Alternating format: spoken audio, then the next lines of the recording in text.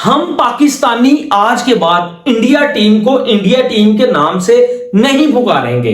हम कहेंगे KKR team, हम कहेंगे गौतम गंभीर की टीम।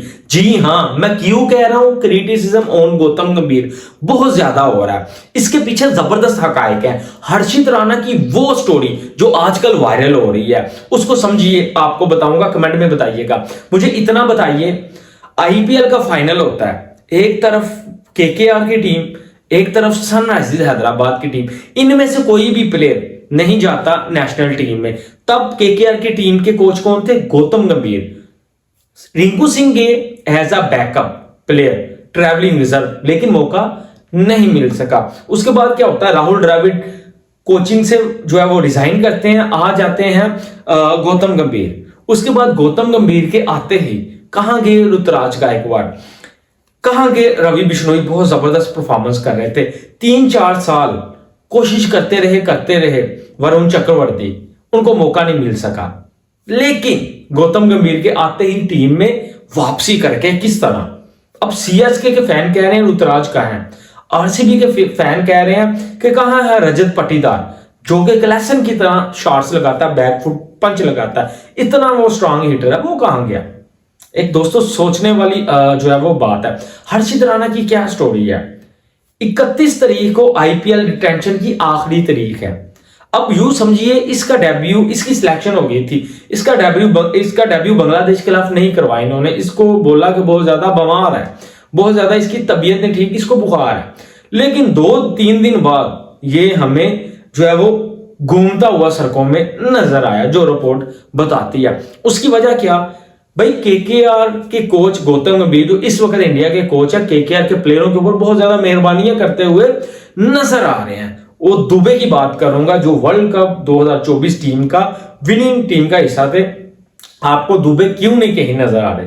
इसके पीछे बहुत लॉजिक है, बहुत रीजन है, जिसकी वजह से गौतम गंभीर के ऊपर बहुत ज्यादा क्रिटिसिज्म हो रहा है कि ये इंडिया टीम नहीं, ये केकेआर टीम है, इसको आप केकेआर टीम बोलिए, ठीक है। और हम पाकिस्तानी आज के बाद आ जाओ यही बोलने वाले हैं। दुबे आपको कहीं भी नहीं नजर आ रहे।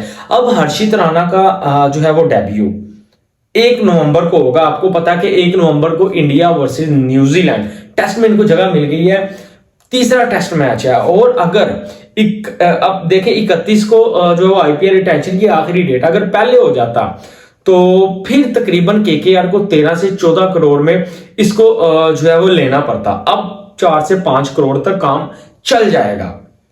क्या लॉजिक है, क्या मेथड है? यानी कि केकेआर का भी साथ फायदा हो रहा फ्रेंचाइजीज का।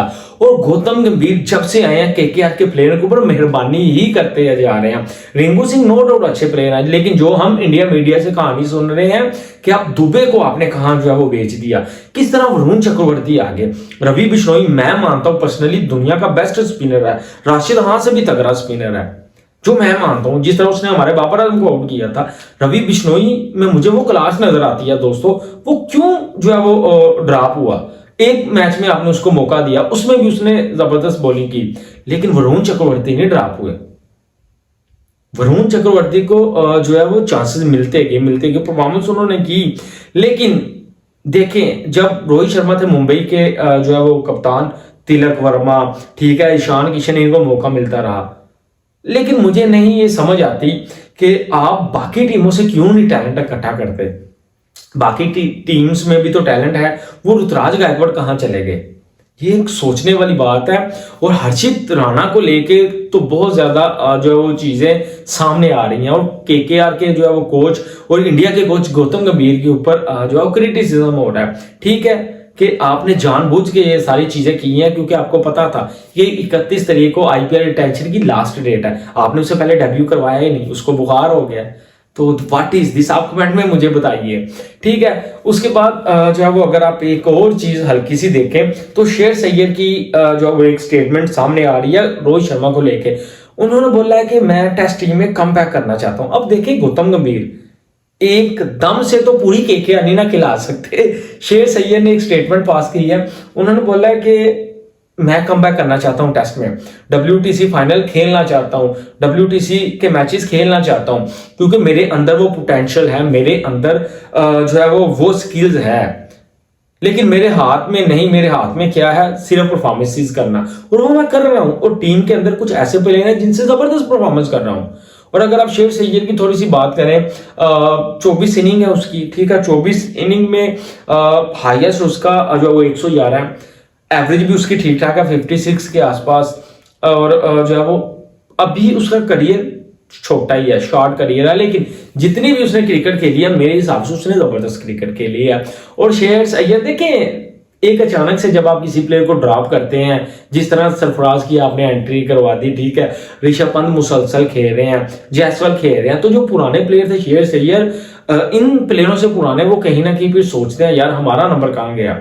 और एक वक्त था दोस्तों जब शेर सैयद मुसलसल टीम में थे, टेस्ट टीम में भी थे, ओडीआई में भी थे, लेकिन अब उनका नाम कहीं भी नहीं है। तो इस वजह से उन्होंने एक स्टेटमेंट पास किया रोहित शर्मा को लेके, जो है वो उनका मकसद था कि मुझे आप कब कंसीडर करेंगे, लेकिन मेरे हाथ में तो सिर्फ जो है वो परफॉर्म करना है, और मैं परफॉर्म कर रहा हूं। तो आप क्या समझते हैं, शेर सैयद को जगह मिलनी चाहिए टेस्ट टीम में? ये भी कमेंट में बताइएगा, वीडियो को लाइक कीजिएगा।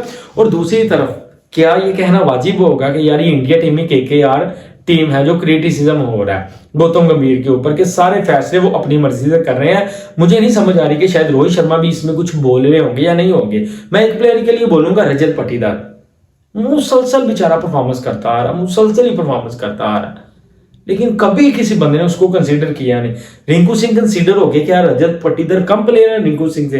भाई रिंकू सिंह कंसीडर हो गए, केकेआर से वरुण चक्रवर्ती जो है वो कंसीडर हो गए। और अगर आप देखें तो हर्षित राणा कंसीडर हो रहे हैं, ठीक है। शेर सैयद जो है वो स्टेटमेंट जो है वो दे के रोहित शर्मा के ऊपर प्रेशर डाल रहे हैं। ये सब एक जो है वो आप कह लें कि चीजें होती हैं कप्तान को प्रेशर में लेकर आने के लिए। और जो कोच है उसकी जो है वो मोहब्बत शेर सैयद के साथ वो भी केकेआर का बहुत ज्यादा है। तो एक वक्त आएगा जब शेर सैयद भी कमबैक कर जाएगा। कहने का मकसद ये है कि जब भी दौर आया आरसीबी का, विराट कोहली ने अपने प्लेयर खिलाए, मुंबई का आया उन्होंने अपने खिलाए, और अब केकेआर का है तो गौतम गंभीर सारी जो है केकेआर खिला रहे हैं। अब बस नहीं चल रहा गौतम गंभीर का, वरना एंड्रे रसल को भी कहीं ना कहीं, सुनील नारायण को भी खिला देते इंडिया। तो ये सारी चीजें हैं भाई। और हर्षित राणा के ऊपर तो बहुत ज्यादा जो है वो लोग क्रिटिसिज्म कर रहे हैं उनकी कहानी को लेकर गौतम गंभीर के ऊपर कि आपने ये क्या किया। तो कमेंट करके बताइएगा। ये सारी चीजें जो मैंने आपको बताई हैं, वरुण चक्रवर्ती को लेके बताइएगा, रवि बिश्नोई को लेके बताइएगा, शेर सैयद ने जो स्टेटमेंट पास किया उसके बारे में बताइएगा। वीडियो को लाइक शेयर सब्सक्राइब कर लीजिएगा। अल्लाह हाफिज।